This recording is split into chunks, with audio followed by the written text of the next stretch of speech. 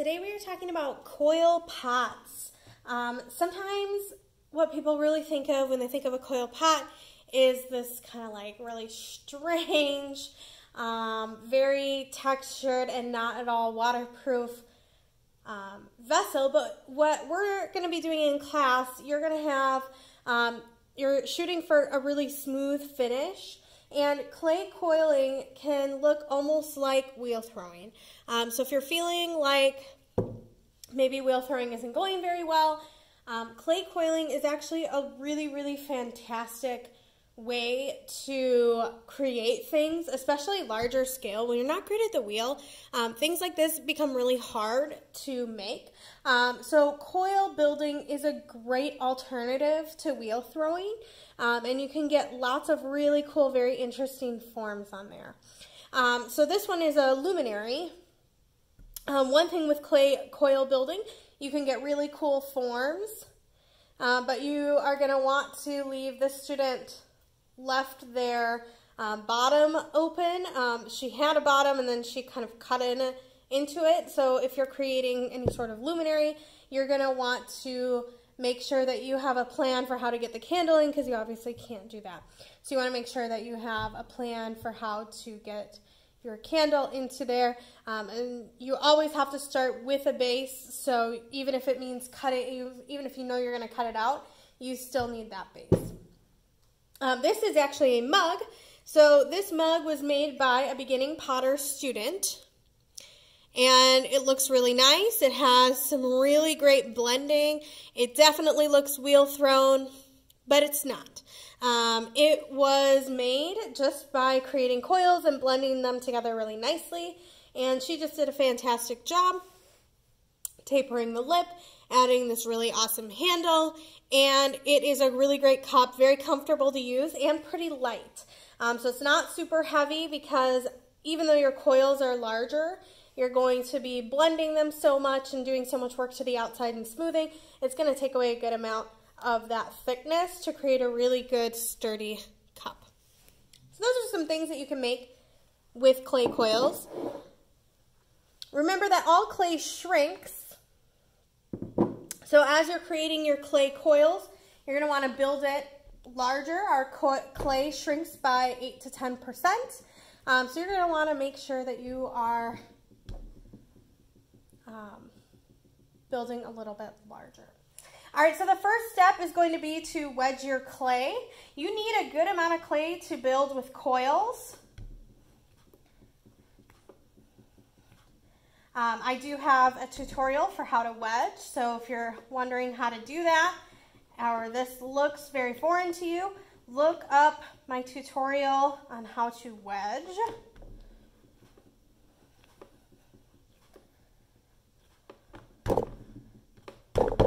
And I'm just tapping it to make sure I don't fold in any air bubbles when I hit it into a good form.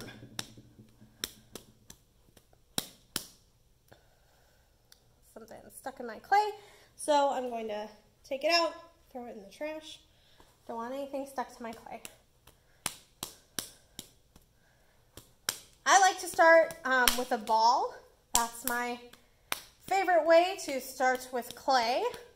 It's just easier to grab from. That fun stuff. All right, so I've got my ball of clay, and I'm looking for a base. So I need to create the base of my cup. You can see this here. It has a base. The base actually starts down here, even though it's blended into the cup. So I don't need all of this for my base. I probably only need maybe even a quarter of it. So I'm going to cut it. If you have a wire tool, that's a great tool to use.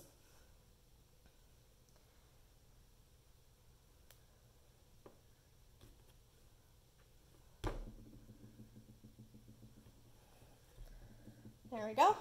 And I'm just going to pat it into a somewhat form of a pancake. Whenever you're rolling a base for something or rolling a slab, you want to start with a sort of pancake form, even if it's not the thickness you're looking for.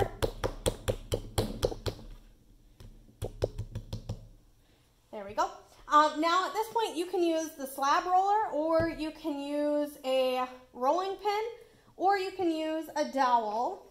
And what you're looking for is a nice even slab.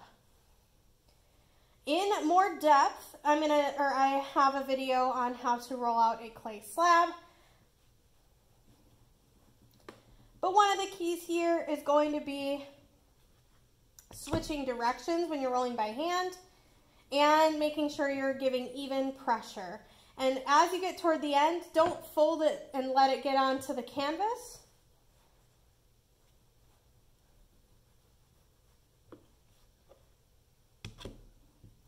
And then I like to get nice and even with my clay to look at the thickness before I kind of settle for it. So I like to get at eye level and look at the thickness. If it's hard for you to see, cut a corner off of it.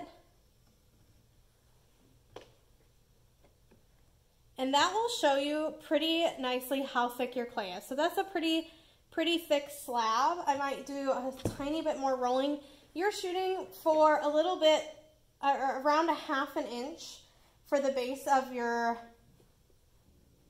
cup or your coil. You can always take clay off of your slab, but it's really hard to add clay to the bottom if it's too thin. So you can always remove clay if it's too thick, but it's a little hard to remove clay when it's too thin. Switch it one more time, get a good roll. If you have things that are exactly the same, so if you have two like little boards that you want to stick underneath, that will help you get the most even roll. But if you're pretty gentle, you can get an even roll without that. There we go. And then you need a template to trace for the base of your cup. I wouldn't go under 2 inches. So this is a little small probably for what I'm looking for, but I'm gonna test it, see if I think it'll work. I do think it'll work. I think this will work for my base, and notice it is a good amount larger than the base of this cup, so it'll probably shrink down to about that size. When I go to trace a base, especially if it's round, for coils, you typically want to just do round or oval forms. Anything square, you should be building with slab. All right, now I'm going to use my needle tool to trace my slab.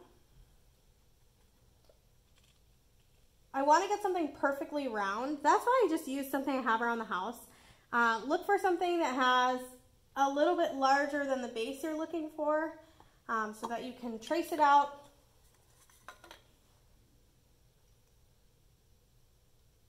I like to use things around the house as my templates, and then I like to do a little cutting here. Give it a little release. And then I go straight up and down. You can use your clay knife, you can use a plastic knife. Cut small segments at a time, pull them away. Even if my base is really thick, remember that I can always remove clay at the end if I feel like the base is too thick.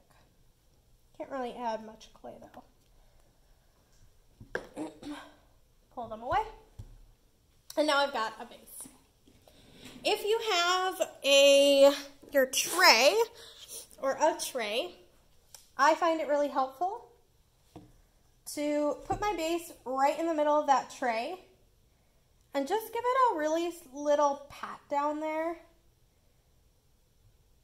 and seal it just a little bit to that base.